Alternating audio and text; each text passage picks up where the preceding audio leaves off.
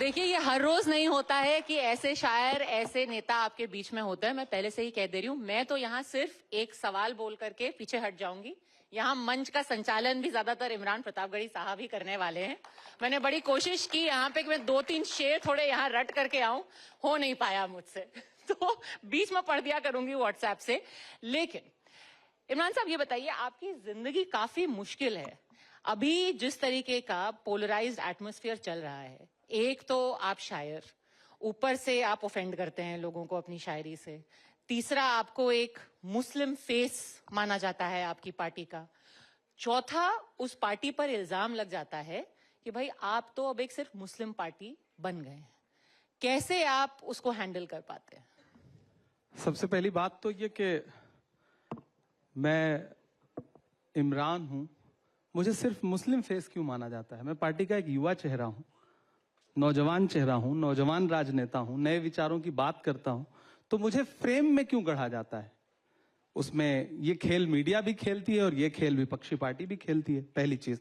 दूसरी चीज ये कि क्यों ठप्पा लग जाता है? कांग्रेस पार्टी तो सबकी पार्टी है।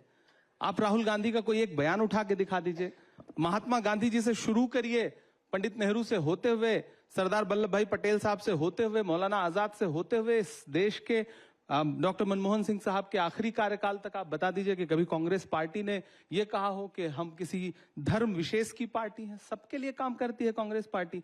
तो जो इल्जाम लगा करके राजनीतिक फायदा भारतीय जनता पार्टी उठाना चाहती है, उस खेल में मीडिया क्यों फंसता है? मुझे लगता है मीडिया को तो क्लियरिटी लानी चाहिए, मीडिया को तो खुल के बताना चाहिए कि भारतीय जनता पार्टी का प्रोपेगेंडा है ये। फायदा तो कांग्रेस भी उठाती है ना, तो शाहीन बाग में ही आपको सामने क्यों करती है? कुंभ में तो वो आपका चेहरा सामने नहीं लाती। नहीं, कब हमको कांग्रेस पार्टी ने कब आगे किया शाहीन बाग में? नहीं, जब भी कोई ऐसे मुद्दे होते हैं, वक्फ के मुद्दे होते हैं, शाहीन बाग के आंदोलन में पद्मजा जी आप सबसे मुखर आवाज थे। यहाँ देखिए, यहाँ होता क्या है ना, आपकी पार्टी नहीं करती है, मीडिया ढूंढती है। मुझे भी हैरत होती है कि इमरान प्रतापगढ़ी यहाँ बैठे हैं तो मुझसे इस पे बात नहीं होगी कि मैंने पिछले 3 साल में देश की राज्यसभा में कौन कौन से विषयों पे बात की। मुझसे बात होगी कि इमरान प्रतापगढ़ी आप तो मुस्लिम फेस हैं, इमरान प्रतापगढ़ी आप तो शाहीन बाग में खड़े थे। आप, मैं इलाहाबाद विश्वविद्यालय का पढ़ा हूं, मैं संगम के किनारे पला बढ़ा हूं, मुझसे ज्यादा कुंभ शायद किसी ने देखे हो। तो मैं तो इलाहाबाद की मिट्टी का हूं, मैंने कुंभ को बसते हुए देखा है, उस मेले को।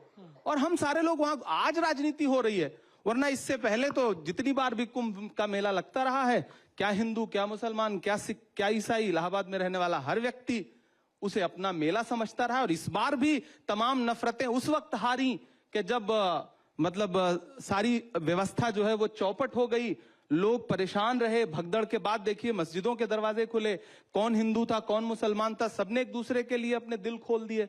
तो हिंदू मुसलमान तो रह ही नहीं गया वहां पर। ये तो जबरदस्ती का बनाया हुआ एक नैरेटिव है जो भारतीय जनता पार्टी को सूट करता है, सरकारों को सूट करता है। लेकिन ये बात भी सच है कि कांग्रेस, आपको लगता नहीं है कि जैसे आपने कुंभ की बात कर ली और आपने कहा कि क्यों ये एक गलत धारणा बनाती है, ये सब मीडिया की गलती है। सर, सॉरी टू से, पिछले हफ्ते आपने इफ्तार की पार्टी रखी, वहां राहुल गांधी जी गए और क्या तुलना की गई? 1.5 महीना कुंभ चला, नहीं गए ना वो इफ्तार पार्टी में गए। तुलना किसने की? सभी एक आम जनमानस से सवाल क्यों किया तुलना? राहुल गांधी इससे पहले जब केदारनाथ गए तब तो आपने उनको हिंदू हृदय सम्राट का खिताब नहीं दिया। इससे पहले जब वो हजारों सीढ़ियां चढ़ करके वैष्णो देवी जी के दर्शन करने गए तब किसी ने उनको हिंदू हृदय सम्राट का खिताब नहीं दिया।